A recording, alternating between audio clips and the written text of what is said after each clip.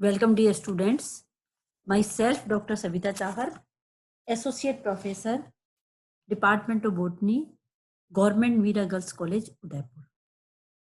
Today, we are going to study about Lamarck's theory of evolution.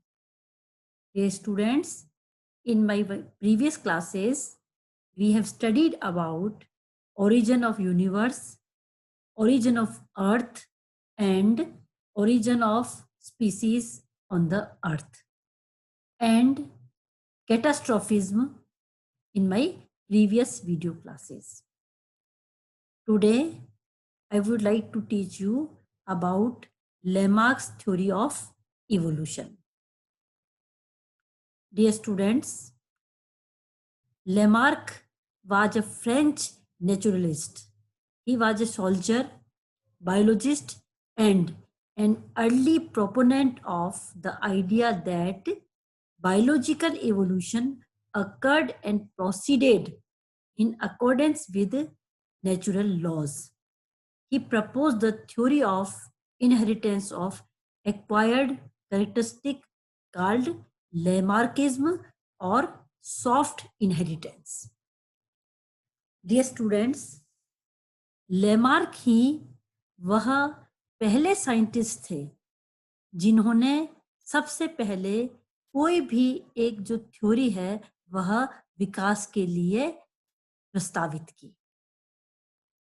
Basically जो Lamarck थे वह एक सैनिक थे और उन्होंने युद्ध लड़े और कई सारे ब्रेवरी अवार्ड भी जीते। जब वो इंजर्ड हो गए तो इससे जब सेना से रिटायर होने के बाद में उन्होंने प्लांट्स के ऊपर काम किया और वो एक बोटनिस्ट के रूप में कई सारी किताबें भी लिखी उन्होंने, लेकिन बाद में उनका जो ध्यान है वह जूलॉजी पर डाइवर्ट हो गया और बाद में वो एक अच्छे जूलॉजिस्ट बने। और उन्होंने ही सबसे पहले ये बताया कि प्रेजेंट में जो प्रजातियां हैं उनके जो एंसेस्टर्स थे, जो वंशज थे, उनके जैसे नहीं थे। उनका जो विकास हुआ है, विकास के क्रम में वो क्या है कि अपने जो एंसेस्टर हैं या वंशज हैं उनसे ज्यादा डेवलप हैं। तो ये जो सबसे पहले सिद्धांत थे, उस तरह की जो नींव है वो सबसे पहले लेमार्क ने ही रखी। और लेमार्क ने जो सबसे पहले जो विकास के लिए जो थ्योरी बनाई लिखी उसका नाम वो थी इनहेरिटेंस ऑफ एक्वायर्ड कैरेक्टरिस्टिक्स या उपार्जित लक्षणों की वंशागति नाम दिया गया, जो कि लेमार्किज्म या सॉफ्ट इनहेरिटेंस भी कहलाती है। Lamarck describe his theory in his book Philosophie Zoologique in 1809। जो लेमार्क की जो थ्योरी है इनहेरिटेंस ऑफ एक्वायर्ड कैरेक्टरिस्टिक्स, वह उन्होंने 1809 में अपनी किताब के अंदर सबसे पहले उसका वर्णन किया। In the very beginning, giraffes had got short neck and they used to eat leaves from short trees. Then trees started to grow taller and taller, and giraffe couldn't reach the leaves, so that they had to stretch their necks to try to reach them and eat. That is, giraffe evolved from short to long necks throughout time.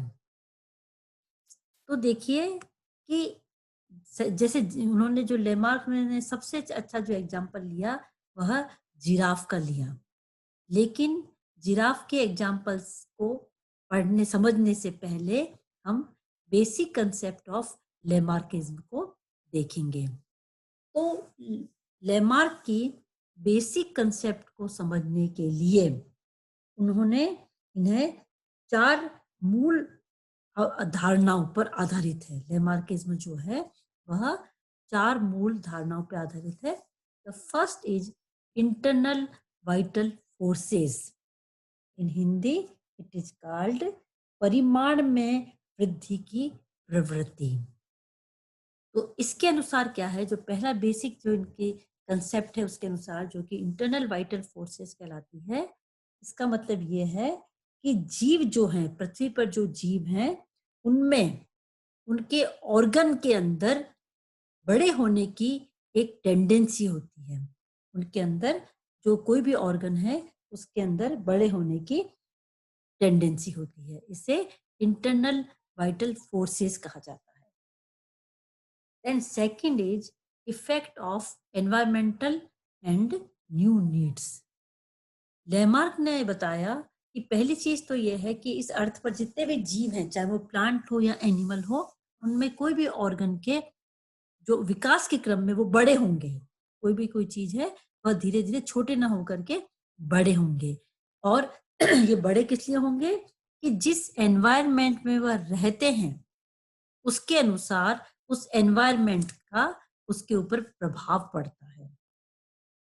और उस environment के प्रभाव के कारण क्या होता है, उन जीव जंतुओं में नई आवश्यकताओं की वृद्धि होती है, जिसे कि अपन effect of environmental and new need कहा जाता है। और तीसरा जो इम्पोर्टेंट चरण है लेमार्किज्म के अंदर, वो है use and disuse of organ. इस आधार पर लेमार्किज्म को theory of use and disuse of organ भी कहा जाता है। इस अवधारणा या कंसेप्ट के अनुसार क्या था कि लेमार्क ने ये बताया कि जिस एनवायरनमेंट में लिविंग ऑर्गेनिज्म रहते हैं, उस एनवायरनमेंट में एडजस्टमेंट करने के लिए उनका कोई भी जो ऑर्गन है, कोई भी जो अंग है, वह या तो उसका बहुत ज्यादा उपयोग होता है या उसका बहुत कम उपयोग होता है। तो लेमार्क के अनुसार क्या था कि जिस अंग का, जिस ऑर्गन का अधिक उपयोग होता है, वह बड़ा होता चला जाता था, और जिसका कम उपयोग होता था वह धीरे धीरे क्या है, छोटा हो जाता था और बाद में लुप्त भी हो सकता है। चौथा जो कंसेप्ट है इनका लेमार्किज्म का, इनहेरिटेंस ऑफ एक्वायर्ड कैरेक्टर। अब जिस अंग का उपयोग हुआ, ज्यादा हुआ, तो वह क्या है, बड़ा हो गया। या मान लो आवश्यकता के अनुसार नया अंग डेवलप हुआ, तो उसको उन्होंने क्या कहा कि उस ऑर्गेनिज्म के का वह एक्वायर्ड कैरेक्टर है, उसने खुद उपार्जित किया है, उसने खुद कमाया हुआ जो कैरेक्टर है। अब ये जो एक्वायर्ड कैरेक्टर जो है या उपार्जित जो कैरेक्टर है, वह क्या होगा, एक जनरेशन से दूसरी जनरेशन में जाता है। और कैसे जाता है, जनन के द्वारा। लेमार्क के अनुसार क्या था कि ये जो एक्वायर्ड कैरेक्टर है या जो कोई भी चेंज है, वह मेल में भी होना चाहिए और फीमेल में भी होना चाहिए। और ऐसे मेल और फीमेल जिनके अंदर आगे जाकर के रिप्रोडक्शन होगा, वो उनमें अगर ये कैरेक्टर एक्वायर्ड होगा, तो वह एक जनरेशन से दूसरी जनरेशन के अंदर चला जाएगा। तो इस तरह से जो लेमार्क था, इनके लेमार्क जो थे, उनके इस तरह से उन्होंने अपने कंसेप्ट को रखी। और लेमार्क को समझने के लिए, लेमार्किज्म को समझने के लिए लेमार्क ने कई सारे एग्जाम्पल दिए, जिसमें सबसे पहला जो एग्जाम्पल है वह है long neck and high four limb of giraffe. इसको समझने के लिए हम फिर से हमारी स्लाइड पर आ जाते हैं। देखिए, लेमार्क के अनुसार क्या था, जिराफ जो एनिमल है, जिराफ जो आपने देखा होगा एनिमल, ये कहाँ है, अफ्रीका के अंदर पाए जाते हैं। और आप लोगों ने टीवी पर देखा होगा, डिस्कवरी चैनल्स पे देखा होगा, तो ये जो जिराफ होते हैं, इनकी गर्दन बहुत लंबी होती है और जो आगे के दो पांव हैं वह भी बहुत अधिक लंबे होते हैं। लेकिन लेमार्क के अनुसार क्या था कि पहले जो जिराफ थे, अभी जो प्रेजेंट पे जिराफ हैं, उनकी तुलना में उनकी गर्दन भी छोटी थी और पांव भी छोटे थे।